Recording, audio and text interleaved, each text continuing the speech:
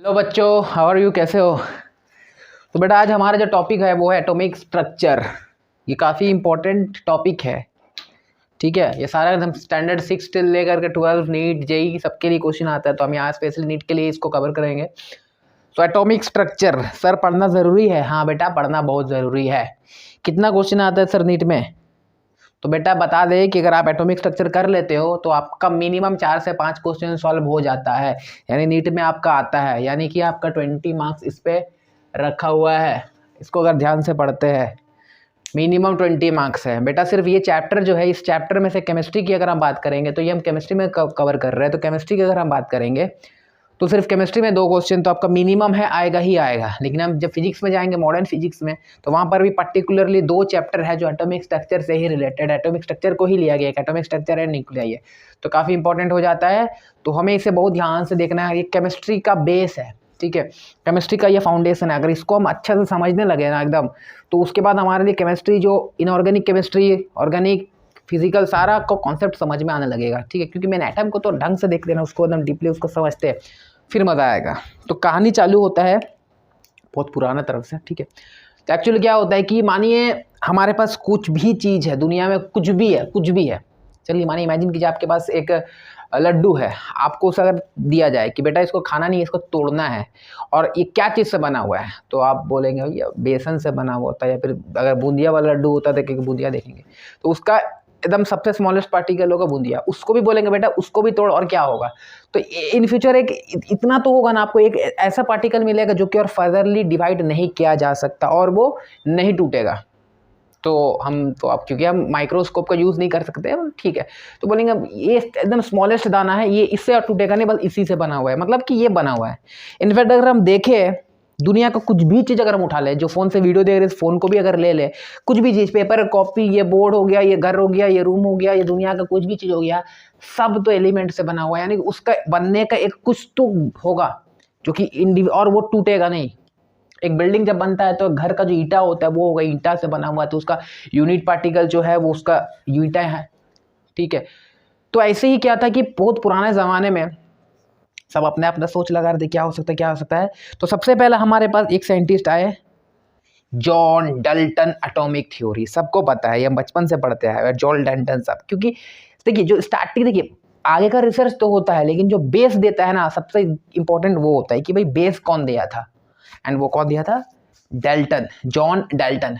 तो सबसे पहले हम देखते हैं जॉन डाल्टन।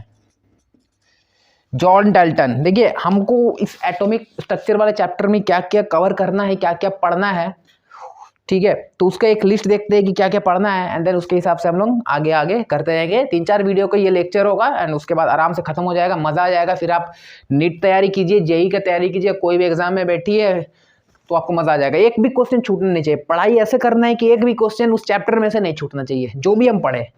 ऐसे नहीं पढ़ तो लिए लेकिन डाउट है भाई ये क्वेश्चन आगे कर पाएंगे कि नहीं कर पाएंगे, ऐसे नहीं होना चाहिए। तो हमें क्या क्या देखना है, हमको सबसे पहले जॉन डाल्टन के बारे में थोड़ा सा बात है, कुछ बात हम लोग देख लेंगे, ठीक है। उसके बाद हम देखेंगे अच्छा जॉन डाल्टन साहब क्या किए थे, एक्चुअली बता देते हैं। जॉन डाल्टन साहब ये बताए थे, जो साइंटिस्ट थे, एक फिलोसोफर थे, ग्रीक फिलोसोफर थे। तो इन्होंने कहा कि एक ऐसा चीज होता है जो फर्दर ब्रेक नहीं हो सकता, एंड ये पूरा दुनिया उसी चीज से बना हुआ है, दैट इज एटम। एटम, अच्छा ठीक है। तो जॉन डाल्टन साहब बोले कि जो पहला ये एटम का वर्ड यूज किया, ये एटम बोले, एटम। अच्छा ठीक है, तो ये एटम वर्ड कहाँ से आया? ये एक तरह का ग्रीक वर्ड से आया, ठीक है। एनसीईआरटी देखेंगे, एनसीईआरटी स्टार्टिंग पहला पेज, देखिए line by line NCERT cover होगा, क्योंकि एनसीईआरटी को ही पढ़ना जरूरी है हम अगर नीट के लिए फोकस कर रहे हैं, ठीक है। तो एनसीईआरटी में देखेंगे तो एटॉमिक का मतलब क्या होता है? एटीमो। एटीमो मतलब क्या होता है? Non divisible. ये एटम फर्दरली डिविजिबल नहीं होगा, ये जॉन डाल्टन जी ने कहा था कि एटम होता है ये स्मॉलेस्ट पार्टिकल होता है that neither be created nor be destroyed. कुछ 4-5 इसका स्टेटमेंट था जो कि हम देख लेंगे, ठीक है।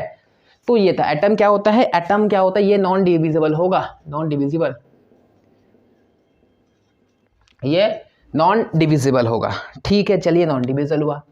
साथ ही साथ में क्या देखते हैं कि लेकिन और एक क्या बात बताया था जॉन डाल्टन, अच्छा इसके साथ एनसीईआरटी देखेंगे पेज नंबर 27 में सब एटॉमिक पार्टिकल्स के बारे में जिक्र है, यानी कि सब एटॉमिक पार्टिकल्स को अगर हम देखें, यानी कि जो जॉन डाल्टन जी ने कहा था कि एटम होता है ये फर्दरली ब्रेक नहीं हो सकता है, एंड यही सबसे स्मॉलेस्ट है, बट ऐसा नहीं है, क्योंकि हमें पता है कि सेकंड में क्या है, हमें पता है कि काफ़ी सारा सब एटॉमिक पार्टिकल्स है, काफ़ी सारा सब एटॉमिक पार्टिकल्स है, सिर्फ एटम नहीं है, इसके अंदर भी है, इसके अंदर बहुत सारा पार्टिकल्स है। जैसे कि इसके अंदर हम देखेंगे तो इलेक्ट्रॉन्स है, प्रोटॉन्स है, न्यूट्रॉन्स है। फर्दर भी हम लोग और डिवीजन करेंगे तो हम लोग जब रेडियो एक्टिविटी पढ़ेंगे तो देखेंगे कि न्यूक्लियस के अंदर भी और क्या क्या होता है। मेनली ये देखेंगे सब एटॉमिक पार्टिकल्स में, ठीक है। तो नेक्स्ट होगा सब एटॉमिक। उसके बाद जैसे ही सब एटॉमिक पार्टिकल्स आ गया, चलिए सब एटॉमिक पार्टिकल्स आ गया, तो यहाँ पर एक प्रॉब्लम चालू हो गया। क्या प्रॉब्लम हुआ, देखिए, क्योंकि पहले टाइम में जॉल डल्टन जी तो बता दिए थे कि एटॉम है एंड ये फर्दर डिविजिबल नहीं है, यानी कि पता जो एटम है अपने आप में स्टेबल है, तो ये स्टेबिलिटी बता दिए। लेकिन इसके बाद जब सब एटॉमिक पार्टिकल्स का डिस्कवर हुआ, इलेक्ट्रॉन को कौन निकाला, प्रोटॉन को कौन डिस्कवर किया, न्यूट्रॉन को कौन डिस्कवर किया, ये सारा हम लोग देखेंगे, इसको डिटेल में पढ़ेंगे, ये टॉपिक लेंगे इसको। तो सेकंड टॉपिक ये हुआ, तो फिर देखेंगे कि ये तो स्टेबिलिटी बता दी, लेकिन जब ये सब निकल जाता है तो फिर इसको स्टेबिलिटी को प्रूव करने में आगे आने वाला साइंटिस्ट लोगों का बीच में काफ़ी सारा प्रॉब्लम हो गया। क्योंकि जॉल डल्टन जी तो बता दिया एटॉम होता है, ये होता है, इसके अंदर का कुछ नहीं है तो स्टेबल है। लेकिन अब जब ये आ गया तो इसको कैसे अरेंजमेंट करना है, फिर इसका स्टेबिलिटी को कैसे बताएंगे, ये लोग कैसे है कि एटम स्टेबल है, क्योंकि एटम तो स्टेबल है, लेकिन उसका स्टेबिलिटी को बताना तो पड़ेगा ना कि कैसे स्टेबल है। तो उसके लिए आगे काफ़ी सारा प्रॉब्लम आ जाता है, उसके लिए अलग अलग थ्योरी बनता है। जैसे कि थर्ड नंबर में देखेंगे तो मॉडल्स बनाया जाता है, मॉडल्स ऑफ एटम का अलग अलग साइंटिस्ट अलग अलग मॉडल देते हैं, ठीक है। अलग अलग साइंटिस्ट क्या करते हैं, एटम्स का अलग अलग मॉडल देते हैं। कैसा मॉडल देते हैं, देखिए, तो सबसे पहले हम लोग देखेंगे जे थॉमसन का मॉडल है, थॉमसन मॉडल, जिसको पता नहीं है, वाटरमेलन टाइप का, ठीक है। पल्म पुडिंग मॉडल बताया था ना कोटा फैक्ट्री में, ठीक है। थॉमसन, जे थॉमसन का मॉडल था, ठीक है। उसके बाद थॉमसन के बाद एक और साइंटिस्ट रुथरफोर्ड था, रुथरफोर्ड भी अपना एक मॉडल दिया था। इसके बाद और आगे जाएंगे, मेन जो इंपॉर्टेंट है बोर्स मॉडल,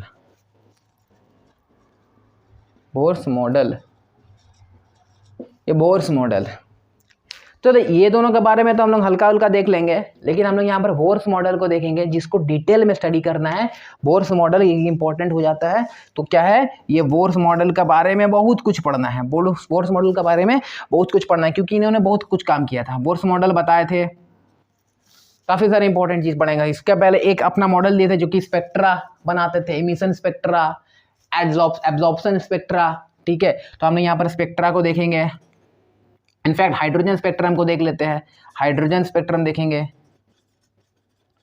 हाइड्रोजन स्पेक्ट्रम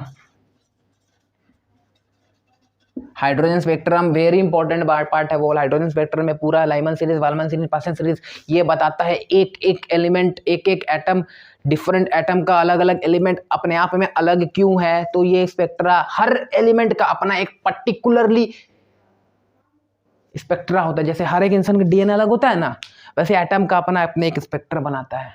तो उसके हिसाब से एटम को पता है ये इसका एटम, ये इसका एटम, एक एक, ठीक है। तो स्पेक्ट्रा को ये डिस्कवर किया था, तो ये स्टेबिलिटी को भी बताने में बहुत सारे हेल्प होती है। कुछ खामियां थी वो भी हम लोग बताएंगे। तो बोर्स मॉडल को काफ़ी बेहतरीन तरीके से पढ़ना है, ठीक है। फिर ये बताए थे कि जो होता है कि ये एमिशन करते हैं, दैट इज इसका electromagnetic and particle nature of the particle. जैसे कि इसका प्लैंक्स थ्योरी बताएंगे, ठीक है। Planck's theory, Planck's quantum theory,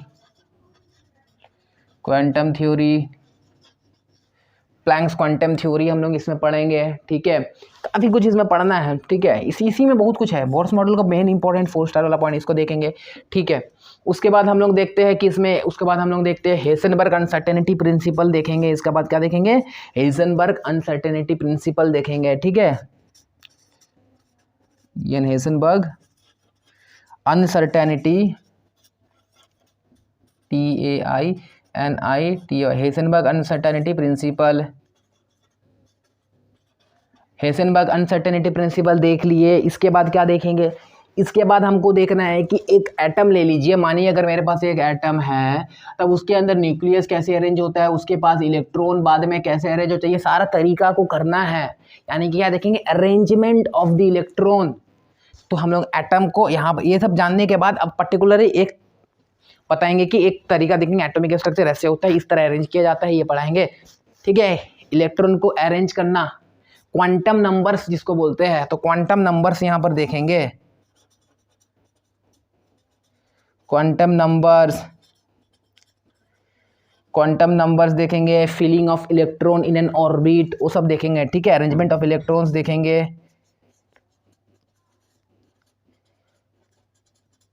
arrangement of electrons. ठीक है, तो क्या देखेंगे, quantum numbers, arrangement of electrons, ये सारा हम लोग देखेंगे। ठीक है, एक एक करके कवर करते हैं। आज हम लोग क्या करेंगे, सब एटॉमिक पार्टिकल्स से कभी हम लोग देखते हैं। ठीक है, फिर मॉडल्स देखेंगे, कुछ मॉडल्स देखेंगे, फिर एक लेक्चर में आराम से वीडियो बहुत से एटॉमिक मॉडल देखेंगे अच्छा से, उसका एडवांटेज, उसका डिसएडवांटेज, उसका क्या ड्रॉबैक था, क्यों फेलियर, वो सारा कुछ देखेंगे। And then last de Broglie concept, de Broglie concept बहुत अच्छा कॉन्सेप्ट है, डी ब्रोगली कॉन्सेप्ट देखेंगे। ठीक है, और फिर यहाँ पर हम लोग कुछ देखेंगे, जैसे कि atomic number, mass number, isotopes, isobars, isotones क्या होता है, कुछ टर्म्स देखेंगे। ठीक है, टर्म्स देखेंगे कुछ हम लोग। तो ये सारा होगा, ये ओवरऑल होगा, ये आप देख लीजिए, लिख लीजिए, फिर हम लोग आगे बढ़ते एक एक स्टार्ट करते। ठीक है, चलिए अब हम लोग एक एक करके स्टार्ट करते हैं। तो सबसे पहले हम एनसीईआरटी देखते हैं, एनसीईआरटी पेज नंबर 26। तो 26 में हम लोग सबसे पहले आते हैं डाल्टन, जॉन डाल्टन। ठीक है, कुछ जो बात इंपॉर्टेंट है, ठीक है, वो बात को हमको ध्यान देना होगा। एनसीईआरटी का जो लाइंस होगा, कुछ इंपॉर्टेंट बात होगा, उसे हम लिखेंगे, स्किप नहीं करेंगे। ठीक है, चलिए। अच्छा, जॉन डाल्टन जी है, ठीक है, ये इन्होंने कहा था टर्म एटॉम्स नाम दिए थे। ठीक है, क्या क्या खास बात था, देखिए, जो इसका स्ट्रक्चर, इसका कुछ इंपॉर्टेंट पॉइंट्स था, क्या था, जॉन डाल्टन एटॉमिक थ्योरी जो हम लोग पढ़ते हैं, हर क्लास में पढ़े हुए आते हैं, वो हमें पता ही है। क्या था कि it is the smallest particle which neither be created not destroyed. ठीक है, और उसके बाद क्या, चलिए हम लिखते हैं कि सबसे पहला smallest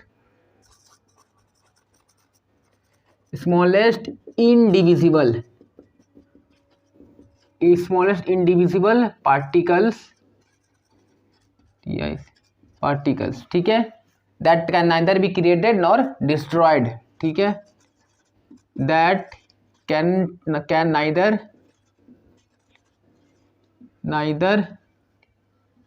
neither be created nor destroyed. अच्छा, ठीक है, उसके बाद नेक्स्ट पॉइंट क्या देखते हैं कि एटम्स ऑफ सेम एलिमेंट, मानिए एक एलिमेंट है आपका आयरन, तो उस आयरन का हर एक एलिमेंट, उस एलिमेंट का हर एक एटम तो सेम होगा ना, यानी कि क्या होगा, atom of same element, atoms of an element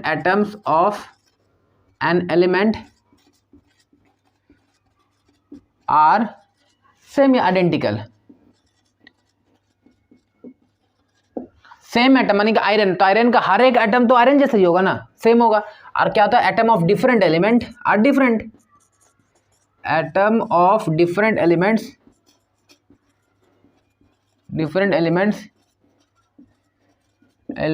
are different होगा, आइडेंटिकल होगा या फिर नॉट आइडेंटिकल होगा, डिफरेंट लिखे, नॉन आइडेंटिकल लिख देते हैं। चलिए, नॉन आइडेंटिकल। ठीक है, तो atom of same element are identical, atom of different element are non identical. अच्छा, फिर क्या होता है, फिर जो केमिकल रिएक्शन होता है उसमें क्या होता है, as a whole atom take पास करता है। तो क्या होता है, in a chemical reaction atoms take part in a chemical reaction. ठीक है, तो चलिए, तो नेक्स्ट लिख लेते हैं कि एटम बाय कॉम्बिनेशंस। ठीक है, atoms as a whole, atoms take part in a chemical reaction. Chemical reaction में क्या होता है, ऐसे एटम पार्टिसिपेट करता है, ये शेयर करता है, जैसे कि हम लोग अलग अलग केमिकल बॉन्डिंग होता है, तो ऐसे एटम को हम लोग स्टडी करते हैं। ठीक है। तो ये कुछ एटॉमिक थ्योरी का था कि सेम स्मॉलेस्ट होता है, कैन नॉट बी क्रिएटेड होता है, ठीक है। सेम एलिमेंट का सेम होगा, डिफरेंट एलिमेंट का एटम डिफरेंट होगा, फिर atom as a whole take part in the chemical reaction, ठीक है, ठीक है, टू फॉर्म मॉलिक्यूल, ठीक है, डिफरेंट मॉलिक्यूल और डिफरेंट कंपाउंड, ठीक है। तो क्या है, टू फॉर्म डिफरेंट मॉलिक्यूल्स और कंपाउंड्स,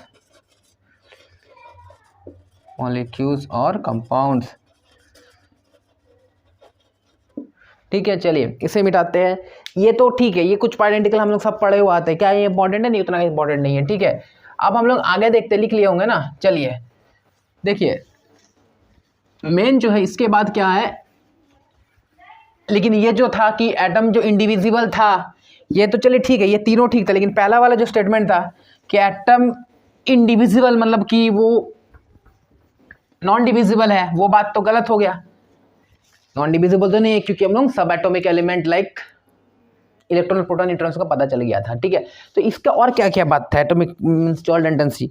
तो पहला इंपॉर्टेंट चीज और क्या है, जो एनसीईआरटी वाला बात है, क्या है, 1 नंबर की इन्होंने कुछ लॉ दिया था, जैसे कि conservation of mass, law of conservation of mass. तो पहला था क्या, कंजर्वेशन ऑफ मास। पहले क्या था, लॉ ऑफ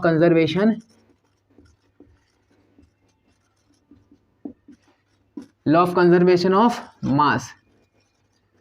ये वाला कैसे है, देखिए, जैसे कि थर्ड स्टेटमेंट में हम लोग क्या देखे थे कि फोर्थ में क्या देखे थे कि atoms in a chemical reaction combine to form molecules और कंपाउंड, यानी कि atom as a whole reaction करता है, तो यानी एटम अपना आइडेंटिटी को रखता है।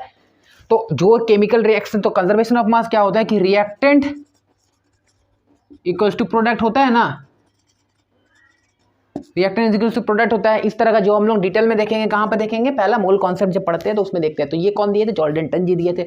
अच्छा, दूसरा क्या होता है कि दूसरा क्या था, law of multiple definite multiple law of multiple compositions या फिर प्रोपोजन्स, ठीक है, प्रोपोजन, ठीक है। 3 नंबर क्या था, लॉ ऑफ मल्टीपल प्रोपोजन बोलो या फिर law of constant composition,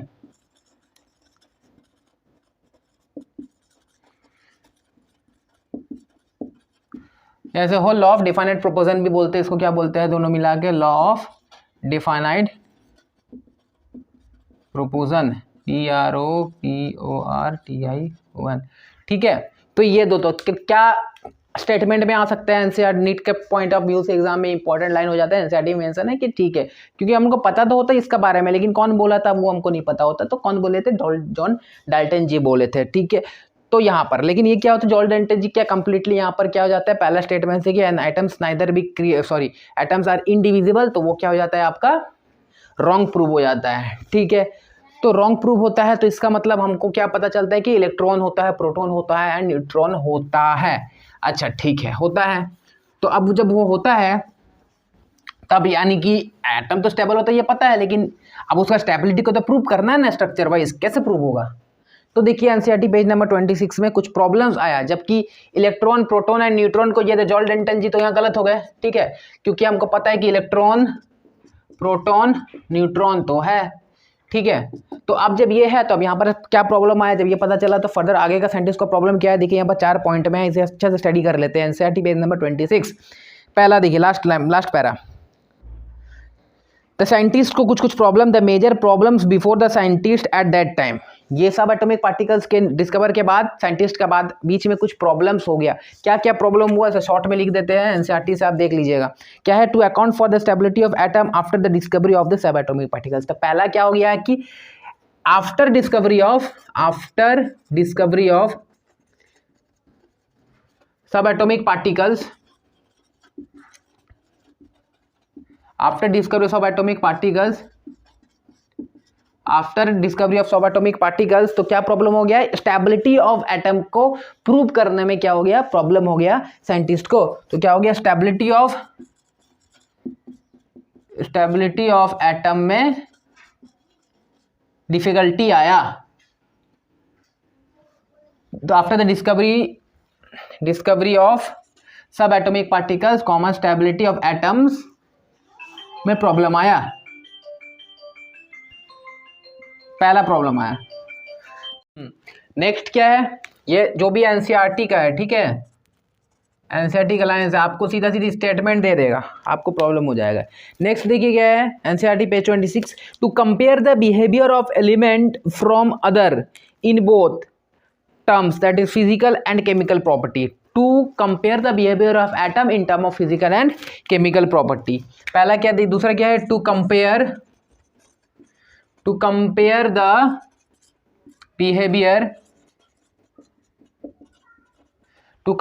behavior of atoms in term of physical and chemical property, in term of physical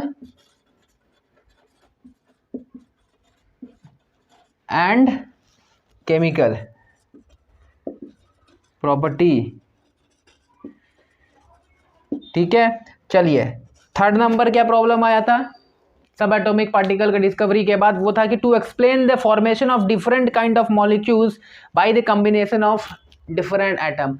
तो नया मॉलिक्यूल का कैसे कॉम्बिनेशन होता होगा, क्या प्रोटॉन पार्ट लेता होगा, नहीं क्या इलेक्ट्रॉन केमिकल कॉम्बिनेशन में पार्ट लेता होगा, क्या प्रोटॉन और न्यूट्रॉन एक साथ पार्ट लेता होगा, वो तो तभी पता नहीं था ना। तो पहले तो क्योंकि डाल्टन का टाइम पे तो सिर्फ एटम था, तो इसलिए उसका सवाल ही नहीं उठता कि प्रोटॉन न्यूट्रॉन एंड इलेक्ट्रॉन के बारे में। लेकिन जब पता चला कि सब एटॉमिक पार्टिकल है, तो फिर केमिकल कॉम्बिनेशन कैसा होता होगा, वो भी तो दिक्कत आ गया। तो नेक्स्ट क्या है आपका कि केमिकल कॉम्बिनेशन कैसा है, ठीक है। The formation of chemical compound, the formation of chemical compound, chemical compounds कैसे बन रहा है, उसमें प्रॉब्लम आया।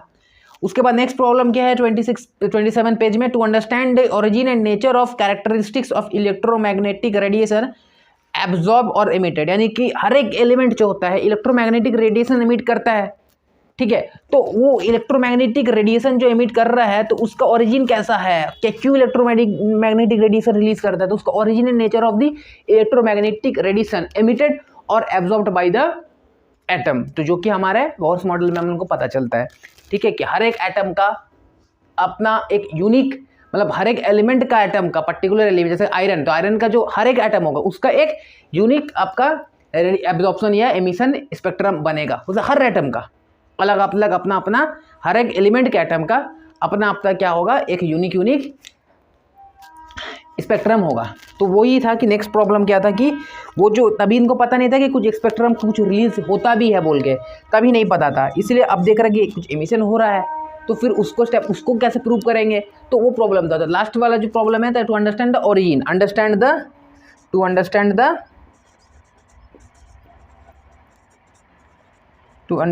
The origin and nature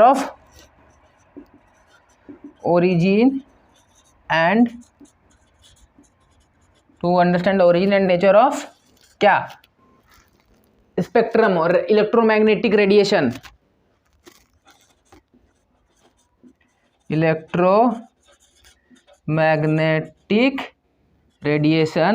RADIATI, electromagnetic radiation emitted या absorbed by the atom, emitted और एब्जॉर्ब्ड बाय द एटम। तो ये 4 प्रॉब्लम था। तो ऐसे आपका स्टेटमेंट वाला क्वेश्चन आ जाता है जिससे दिमाग खराब होता है, क्योंकि हम एनसीईआरटी को पढ़ते ही नहीं ना लाइन टू लाइन ठीक से, अब पढ़ लेते हैं।